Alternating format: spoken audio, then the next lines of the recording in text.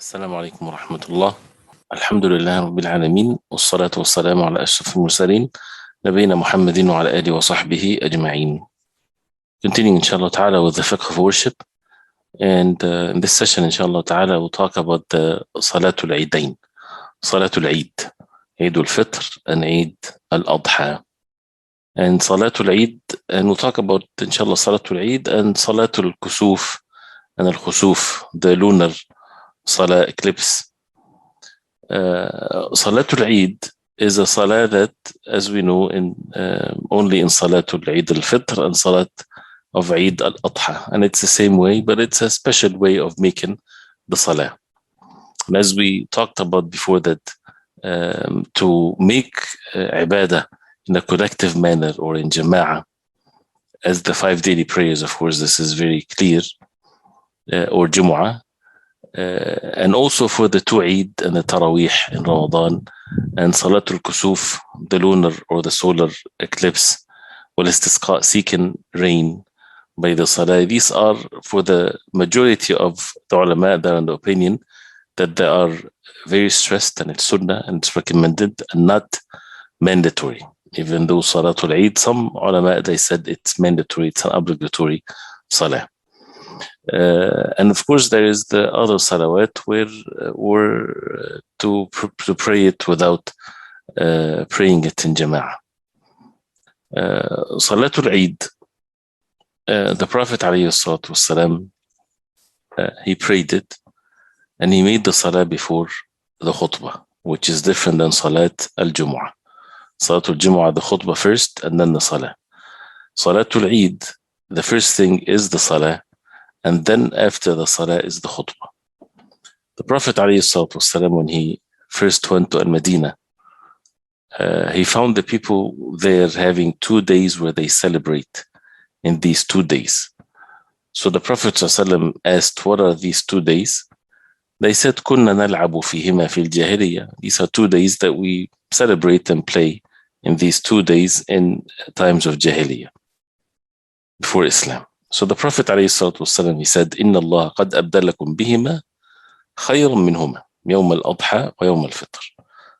That indeed Allah subhanahu wa ta'ala had changed these 2 days for you by something better, the day of Al-Adha and the day of Al-Fitr, which a clear evidence that any other holidays or celebrations to be done on a yearly basis or so, it is not permissible except Eid al-Fitr and Eid al-Adha.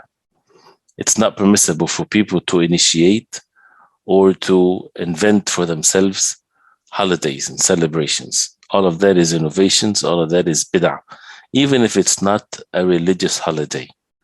Why? Or religious really celebrations or so?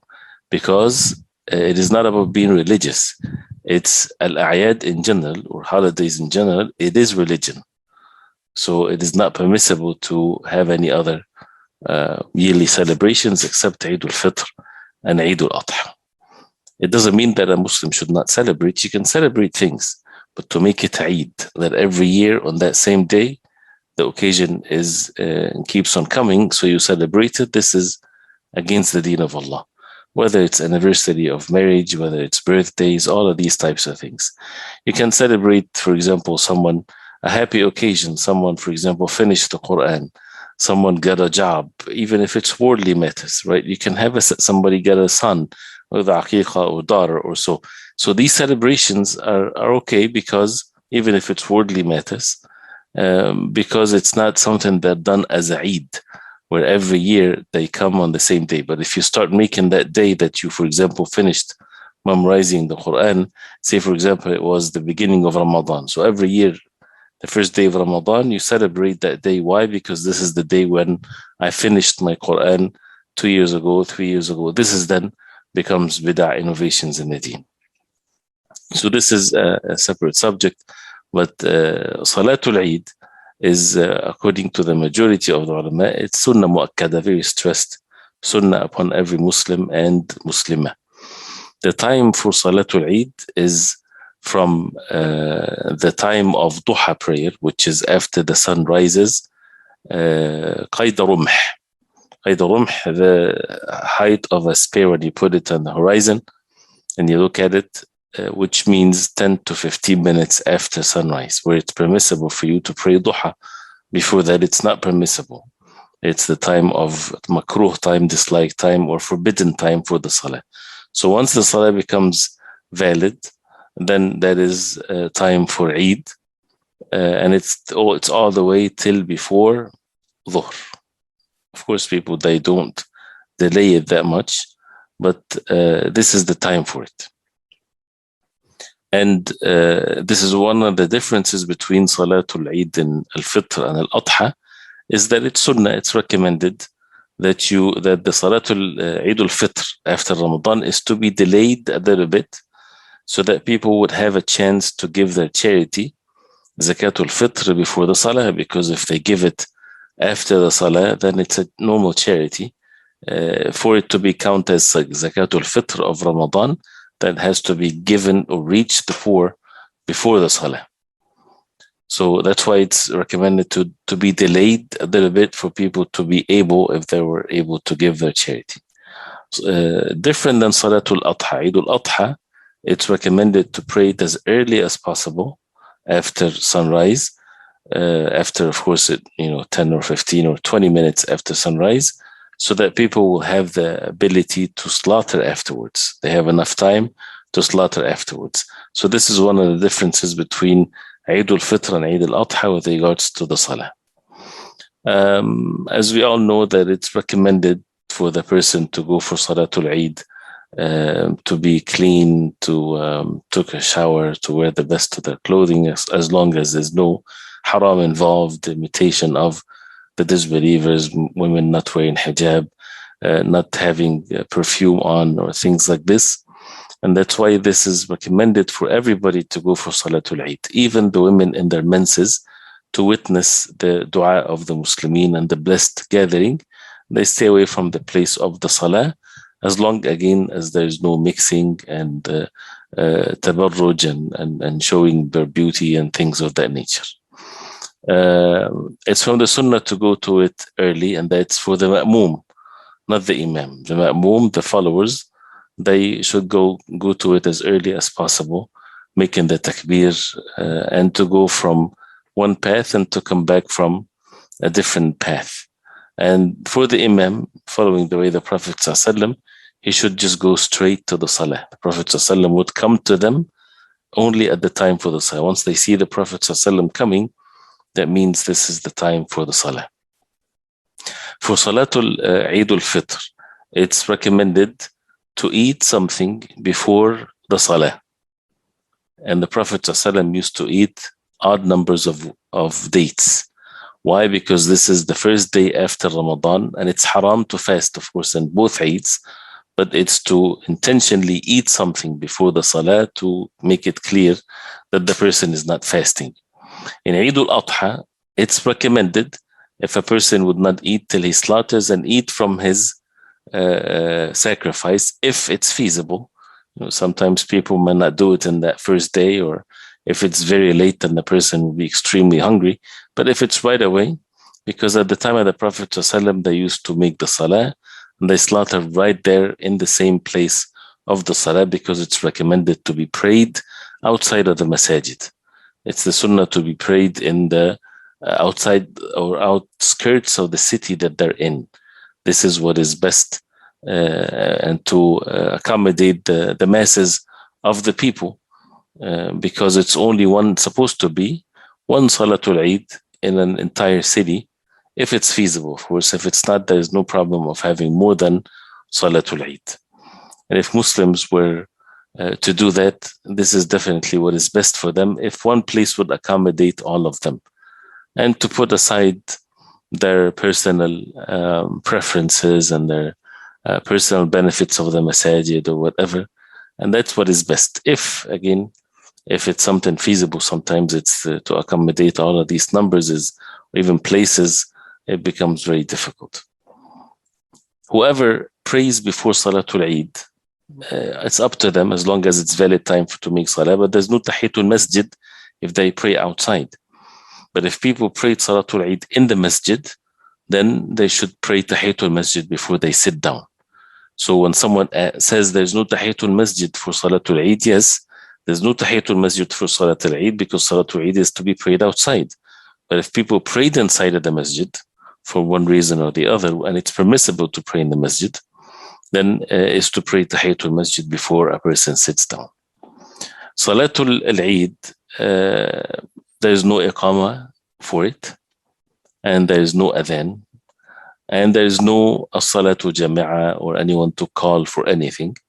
It's just when people see the imam and they would start to stand up for the salah, and the imam would come forward and he would say istawu, istawu, istawu. Then if people even do not see the imam, they would realize that this is the time for the salah. Everybody's waiting for it.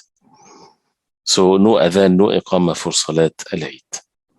Salatul Eid is to make 7 takbirat in the first rak'ah, besides, or 7 including takbiratul ihram, and in the second one 5 after the takbir of coming up from sujood. And the imam is to say the takbir loud, and the ma'mum is not to say it loud, to raise the hands with every takbir, to put the hands on the chest after every takbir, and if a person says between the takbirat, Subhanallah, Alhamdulillah, wa la ilaha illallah, Wallahu Akbar, that's fine. So this is the takbirat. And then after that, the imam would recite Surah Al-Fatiha loud. There is also to say the Dua al-Istiftah in the beginning, and then to recite Surah Al-Fatiha, and then Surah Al-A'la, and the second rak'ah, Fatiha and Surah Al-Ghashiyah. Or the Prophet ﷺ prayed in the first rak'ah with Surah Qaf, and in the second rak'ah, Surah Iqtarabat As-Sa'a. So this way makes the salah longer, and it's good to do that once in a while to revive the sunnah. And people would listen to the Quran, and these surahs are has a great effect. And see how in a major gathering like this, the Prophet ﷺ would recite the 2 surahs, Surah Qaf and Surah Iqtarabat As-Sa'a, when it talks about the Day of Judgment and the details of that and nations before, and that's a reminder for the great gathering. And the same thing with Surah Al-A'la and Surah Al-Ghashiyah. After the Salah, the Imam would give the khutbah. And the khutbah to address the people. And listening to the khutbah is not mandatory. But if a person sits down and does not leave, then they should not make noise or speak. But to initially state for the khutbah of Al-Eid is not mandatory. It's not something that is an obligation. That's by the statement of the Prophet alayhi salatu wassalam. Anyway, so this is with Salatul Eid, and then that's the end of it. Some other rulings: if the day of Al-Eid comes in the day of Jumu'ah, if people pray Eid, they don't have to pray Jumu'ah Salah. They would pray it still Dhuhr, right? But the masajid should continue to pray Jumu'ah, and the Imam of the Masjid would still pray Jumu'ah and lead the people with Jumu'ah prayer. And if the one does not pray Eid, then of course it's mandatory for him to pray Salatul Jumu'ah. If a person comes late for Salatul Eid, right, he would make up whatever is missed, and he make the takbirat of it. Like if he missed the first rak'ah, say for example he came into the second rak'ah. So this second rak'ah is for him is the first rak'ah.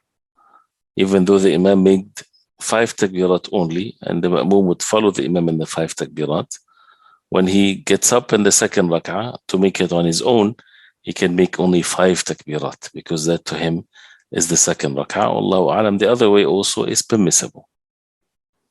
There is the takbirat for Salatul Eid, Eid al-Fitr, starts from the Maghrib of the night before, or once they see the Hilal, the moon, till Salatul Eid. Once Salatul Eid is finished, there's no more takbir in Eid al-Fitr. Eid al-Adha is from the Fajr of the day of Arafah, the 9th, all the way to the Maghrib Salah of the 3rd day of Ayyam al-Tashriq. This is briefly with Salat al-Eid. Salat al-Kusuf briefly also, inshallah ta'ala. And al-Kusuf and al-Khusuf, they both means the same thing with kaf or kha, but more specific, al-Khusuf with the kha refers to the lunar eclipse, the moon, and al-Kusuf refers to the sun eclipse. So if that happened, that's one of the ayat of Allah, one of the signs of Allah. And the Prophet ﷺ, he said that إن الشمس لا تنكسف لموت أحد أو لحياته. The shams, the sun does not eclipse because of the life of someone or his death, and that happened when the son of Ibrahim, the son of the Prophet ﷺ, Ibrahim, died, and the sun eclipsed. So people think that there is a relationship here. The Prophet ﷺ said, إن الشمس والقمر آيتان من آيات الله. They are both signs from Allah, the sun and the moon. يخوف الله بهما عباده. Allah subhanahu wa ta'ala bring the fear to his slaves by that. وإنهما لا ينكسفان لموت أحد من الناس. They don't eclipse or so because of the death of anyone. فإذا رأيتم منهما شيئا فصلوا. If you see any of this, that's why the salah has to be done if people see it with their own eyes. وادعوا الله حتى يكشف ما بكم, and make dua to Allah till it goes away. So if people say that there is eclipse and they hear that in the news and it's cloudy and it's, above the skies, above the clouds, and they don't see that, there is no salah. It has to be seen with the eyes. So they have to see the eclipse by, once they see it, then they can make the salah. Otherwise, it is not to be made by just the news or facts even. So it's not about the fact that there is eclipse at the moment, but rather to see it with the own eyes. Salatul Kusuf, whether it's for the moon or the sun, it's the same. There's no adhan and there's no iqama, but it can be called with as-salatu jami'ah, one or more. That's happened at the time of the Prophet ﷺ. As-salatu jami'ah, that means come assemble for the salah. And the imam is to pray 2 rak'ah and to make it long rak'ah as long as the kusuf or the eclipse is there, if it's feasible. He would recite Surah Al-Fatiha and a long surah. The Prophet ﷺ prayed the like of Surah Al-Baqarah or so, and then makes a long ruku', and then gets up from ruku', which is so far normally as any salah. But then in Salatul Kusuf, he would say Sami Allahu liman hamida rabbana wa lakal hamd, and does not make sujood. But rather he would recite Surah Al-Fatiha again loud, and then another surah shorter than the first one. Like, for example, the Prophet ﷺ did, like reciting the like of Surah Ali Imran. Of course, it doesn't have to be that way, but meaning as long as the length of the salah. But every rak'ah has 2 ruku'. And after the first ruku', there is Fatiha and Surah again to be recited. And then to make the second ruku', and then get up from the second ruku', and then make 2 sajda, right? And then this is the first rak'ah is finished. And then he does the second rak'ah the same way he did in the first rak'ah. And the purpose of that is to make the salah long. And the second rak'ah is lighter than the first rak'ah. And is it from the sunnah to make khutbah or not? The Prophet ﷺ, after he prayed Salatul Kusuf, he addressed the people, reminding the people, admonishing the people. And again, as we said, it's something that's supposed to bring the fear of Allah in their hearts. And they have to establish this in their hearts. And the Prophet ﷺ would address the people. That's why if someone addresses the people, remind them of Allah, make them have the fear of Allah subhanahu wa ta'ala, then this is what is recommended. If it's during the salah, the eclipse goes away, then a person should make the rest of the salah lighter. And if they finish the salah and it's still there, there's no harm. It's okay. And it's a recommended salah, as we heard. So this is with Salat al-Kusuf and al-Istisqa briefly, inshallah. We'll stop here, inshallah. We continue next time with more of the optional salawat. طيب بارك الله فيكم وسبحانك اللهم ربنا بحمدك أشهد أن لا إله إلا أنت وصلى الله وسلم وبارك على محمد وصحبه وسلم. السلام عليكم ورحمة الله.